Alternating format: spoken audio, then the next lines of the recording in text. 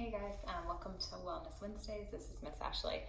I am really excited to be sharing some time over the web with you on Wednesdays, and I'm hoping that this will be helpful information and relevant in a time that can be pretty stressful for everyone. So, I'll just introduce myself for those of you who guys don't know me. So I'm Miss Ashley Peters. I think about our student and family support services. So under the umbrella of that department is Miss Alex, who is our learning specialist, Miss Andrea, who's our bilingual families advocate, and then me and Miss Joy, whose roles is as the counselors, is to think about the wellness of not only our students, but our families and staff. So that's like physical wellness, emotional wellness, and it has come up a lot as I've talked to students in the last couple of weeks, as well as staff and my family, how stressful this time is for everybody. It can be a huge financial burden for folks. It can be really hard to just be at home all day, and really hard to adjust to a new way of working and things like that. So I was hoping today just to talk about some wellness tips in general, as well as specifically in this time of COVID-19, what we could be doing to be more well ourselves and as a community. And so the intended audience for today is really anybody, students, family, staff. And I'll also just introduce that we're going to be doing something every Wednesday. Since it's not my favorite thing to do, just do a video. It might be my face, it might be other people's faces, it might be home workouts or other wellness tips, community resources, that type of thing. And I really want your feedback. So at the end, I'll make sure to give you my contact information so that you can connect with me directly and we can talk about what would be most helpful. So let's first talk about just the pitfalls that we all get into during a time of stress. So if you're like me, the first day of being self-isolating and being at home was really hard. I wasn't very productive. I didn't have a lot of things set up. There was a lot of tears. My dog didn't get walked. We didn't eat very nutritious food. And I went to bed feeling like I don't know how much longer I can do this whole staying at home thing. So, but then over time, it has gotten better. I think I talked to a ton of students who were actually pretty excited. So the first couple days thinking like, oh, this is like an extended spring break, and then pretty quickly feeling bad. Oftentimes whenever we are stressed or when we don't have a lot of structure, we tend to do things that are not great for us and actually make us feel worse. And so that might look like watching TV all day or being on our device all day or not exercising, not doing things, not eating nutritious food, not doing things that are healthy for us. And it's so interesting because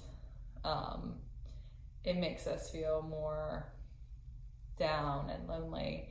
And it's sort of the opposite of what we should be doing during stressful times.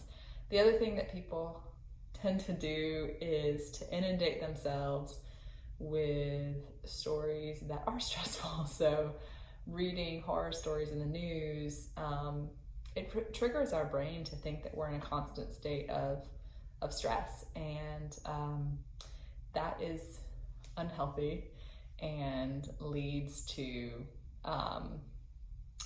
us just feeling worse. So in addition to just talking about the pitfalls that we usually get into, I think that when we realize that we're in a stressful time, we sometimes realize that too late. So being really aware of what are the signs within yourself that you're not doing as well. Maybe it's that you're really irritable with your family, or maybe it is that you haven't showered, or you haven't gotten out of your pajamas, or you're eating a bunch of M&Ms constantly or whatever it is. So being aware of that.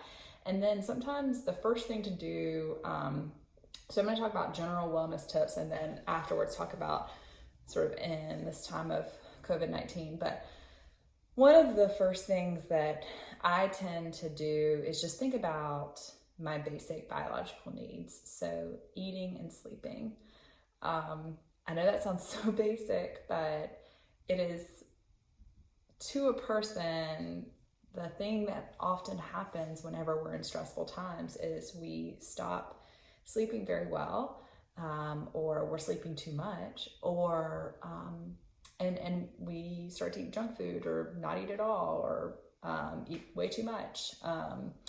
So with sleeping, some quick suggestions are just trying to, it's really hard when you're having school at home or you're working from home, or things are just really in the air, but trying to have pretty regular sleep and wake times. And so one night not going to sleep at 2 a.m. and then the next night taking a 4-hour nap in the afternoon and then trying to go to sleep at 10, it's just going to be really hard. And so trying to have pretty regular times that are realistic and getting up at the same time. So maybe that gets to be 8 or 9 versus 5 or 6 like you normally would. So you can enjoy that, but making sure that you are setting an alarm and you're getting up. And the other thing that's really helpful for sleep is not to have your devices near you at night. So not to be looking at stressful things. And sometimes we don't think that looking at social media is stressful, but it actually is. And so trying to not have that right next to you at night or not be watching the news can be really important, and putting your phone on silent so you can get restful night's sleep. And then in terms of nutrition, trying to eat 3 meals a day. I'm really good at doing this for my daughter. She has like a rainbow of food usually. I'm not that good at doing it for me. So trying to have, 3 meals a day, having snacks available, and eating real food, and we'll talk a little bit about the community resources. There's a lot of food delivery options right now through the public schools in the state. So in a future episode, we'll talk a little bit more about nutrition.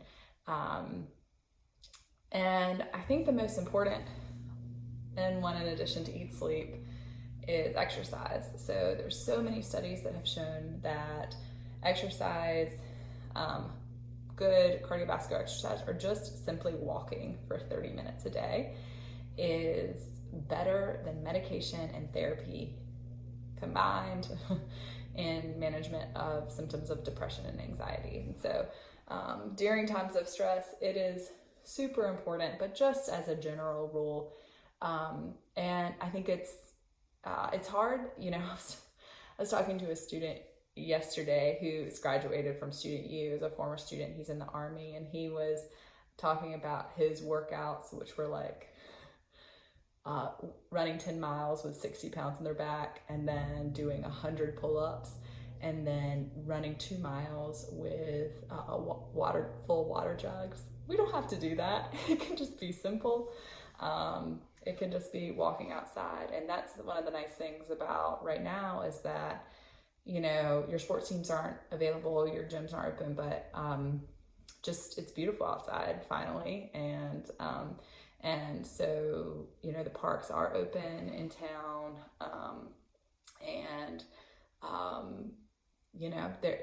It's just really nice to get out and walk.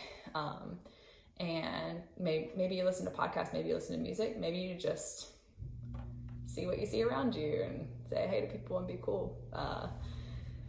So that is super important. Some other general wellness things is humor is really important. So like not taking yourself too seriously, watching funny stuff on YouTube or TikTok or whatever, and enjoying talking to friends and laughing. So another wellness tip is talking to people in an authentic way. So right now our teenagers, our young people are more depressed and anxious than any other generation in recorded history. I don't know if there's a definitive why that is, but one of the hypotheses is because of social media. So it's a really double-edged sword. Social media is awesome during this time. It connects us. It's really important, just distraction and entertainment. But the part that I've talked to a lot of kids about is that they feel lonelier, right? When they see all these people doing cool stuff or just living their best life. They're like, I'm just here, and it can feel really lonely. And so just being judicious about how you're spending your time on social media is really important. And talking to people who are real, who are authentic, who are people you can trust, and aren't just going to tell you oh, everything's great and my life's perfect, but what is it really like for them? Doing something for someone else is really cool. There's a lot of things online right now where you can, without even spending money, it's just giving shout outs to the people who are kind of heroes during this time, or just doing something nice for your family. And distraction is really important. So entertainment, all of that is great.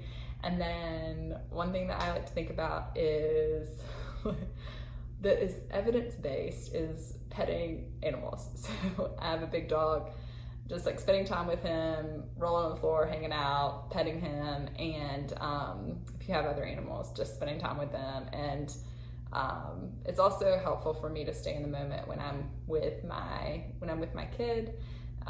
She is just sees things right in front of her rather than all the worries that could happen in a month or 2 months. And so it's really fun to be with her.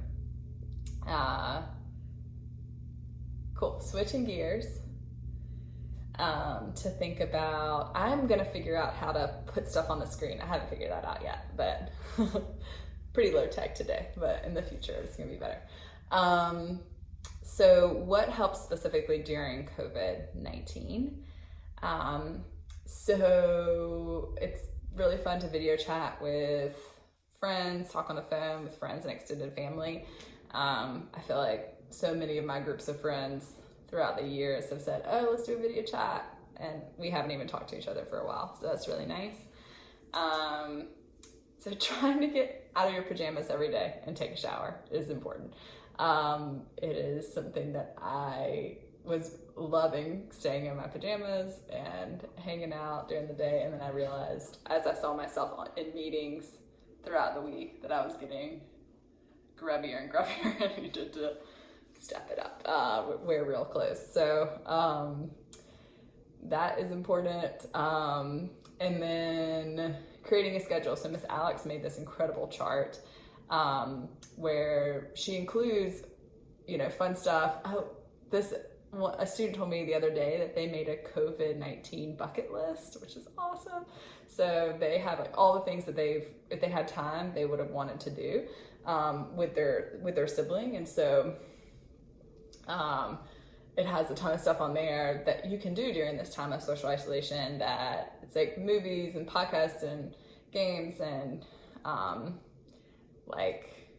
athletic stuff and people they wanted to talk to, and I don't know, a million other things that I don't even know about that you could think about for your time that you have free, that you could spend doing with your family or by yourself with your friends.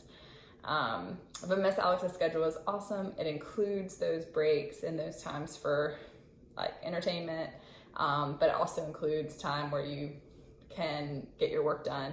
And you can switch those around. So if you know yourself and you work better after lunch or you work better before lunch, you can move all those things to work for you.